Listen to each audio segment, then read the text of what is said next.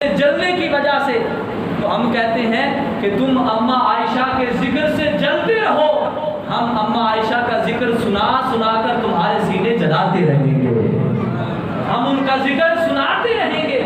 उन्होंने बूझ की वजह से कहा जी ये नबी की बीवियाँ जो है आले बैत नहीं है। एक किसी आलिम से पूछा किसी ने, ये बात बड़ी काबिल गौर है और बड़ी प्यारी बात है, कहा बताओ सैयदा फातिमा ज़हरा की शान ज़्यादा है या अम्मा आयशा की शान ज़्यादा है?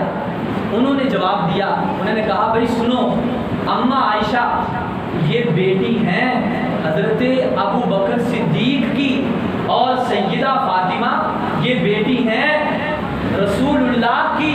फरमाया नबी की बेटी का कौन मुकाबला कर सकता है कि ये अबू बकर की साहबजादी हैं जनाब आयशा अम्मा आयशा और सैयदा फातिमा ये हुजूर की साहबजादी हैं, अब नबी की बेटी का कौन मुकाबला कर सकता है? वो बंदा खुश हो गया। वाजिबा सैयदा फातिमा की शान ज़्यादा है, अम्मा आयशा की शान कम है। कहा रुको ज़रा आगे भी तो बात सुन लो।